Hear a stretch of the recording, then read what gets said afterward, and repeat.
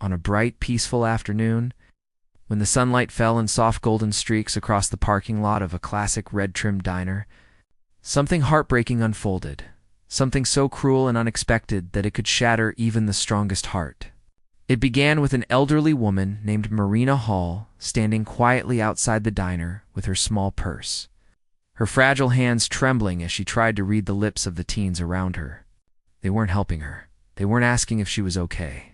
Instead, they were filming her, mocking her, circling around her like predators who found amusement in someone else's pain. And in that moment, the world felt painfully unfair. Before we go deeper into this story, if you believe in kindness, compassion, and second chances, please like, comment, share, and subscribe to Tozaland Stories, because stories like these deserve to be heard. Marina had come to the diner alone that day as she usually did.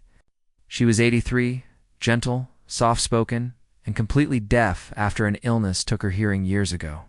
She lived alone in a small apartment filled with old photographs and quiet memories. Every afternoon, she visited the same diner, not because she loved the food, but because she loved watching life move around her, the laughter, the families, the little moments she could still feel even if she couldn't hear them. It made her feel less alone. But on this particular day, the laughter wasn't warm. It wasn't kind. The teens who approached her, led by a boy named Troy Maddox, the kind who bragged loudly but carried little inside, were looking for entertainment.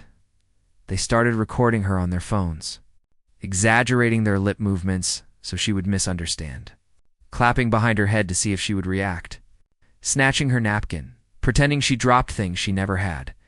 Marina could read their faces enough to see the mockery, but she couldn't understand the words.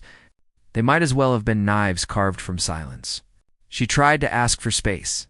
She tried to tell them she couldn't hear.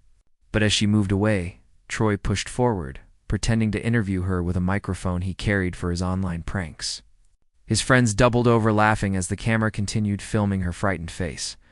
Then Troy nudged her shoulder. Not hard, but hard enough to throw off her already weakened balance. She fell to the ground, her palms scraping harshly against the asphalt.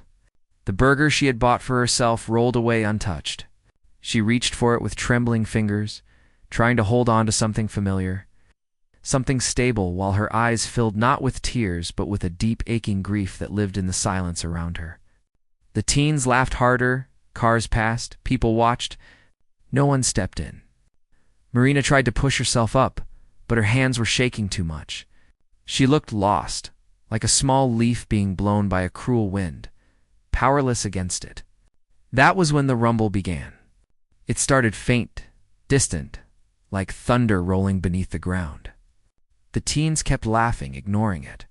But the rumble grew louder, deeper, vibrating through the pavement until even the bullies paused. Heads turned. The rumble multiplied. One motorcycle, then another, then several more, until the sound became impossible to ignore. A group of 9 bikers dressed in black, leather, and steel badges pulled into the diner parking lot in a slow, deliberate formation. These weren't loud, wild bikers. They moved with purpose, like a shield made of engines and grit. Their vests read, "Guardians of Solace," a group known locally for helping elderly residents, veterans, and vulnerable people who lived alone. At their front was a towering man with a white beard braided at the end, named Rogan Vale, someone people whispered about in town, gentle until pushed, come until something challenged his sense of justice. The moment Rogan saw Marina on the ground, something behind his eyes changed. He didn't need sound to understand what had happened. Pain looked the same in every language. Disrespect looked even uglier. He turned off his bike and stepped forward with a controlled fury that made the air feel heavier. His boots punched softly against the asphalt as he walked, shadow falling over Troy and the others like a warning carved from sunlight. The rest of the bikers fanned out behind him, forming a half-circle between Marina and the teens. Troy tried to speak, tried to laugh it off, but his voice cracked. Before he could explain or excuse, Rogan crouched beside Marina with surprising gentleness. He placed a large hand behind her back, helping her sit up, then carefully picked up her fallen burger as though it were something priceless. Marina looked up at him with confusion first, then relief, and then something soft. Something like being seen for the first time in a long time. Rogan wasn't angry at her. He was furious for her. He stood slowly, turning to the teens, his expression hardening like stone. The silence between them was louder than any shout. The teens lowered their phones, shame flooding their faces. They had expected someone helpless. Instead, they had found a wall. Without raising his voice, Rogan signaled one of his group, a woman named Kira Vale, who gently helped Marina to her feet. She signed slowly, clearly telling Marina she was safe now. And for the first time in a long while, Marina felt protected. The bikers didn't yell. They didn't threaten. They simply stood there, 9 figures of quiet defiance and dignity. Sometimes the strongest justice is the one delivered without a single spoken word. The teens backed away, each step smaller than the last.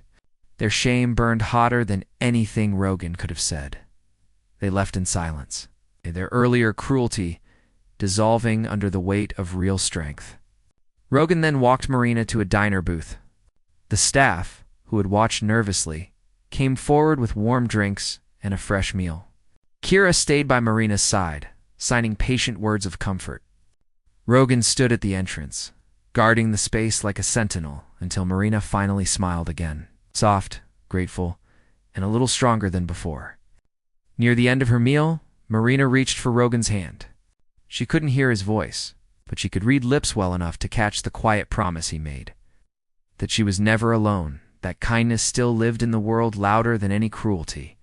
If this story has touched your heart today, please consider liking, sharing, subscribing. Stories like this remind us that even in daylight, even in busy places, humanity can choose to shine. Before we end, please take a moment to comment below something kind you would want someone elderly or vulnerable to hear today. It might mean more than you think. And so on that bright afternoon where cruelty tried to win, 9 bikers with brave hearts turned the tide, proving once again that kindness, when it arrives, can change everything.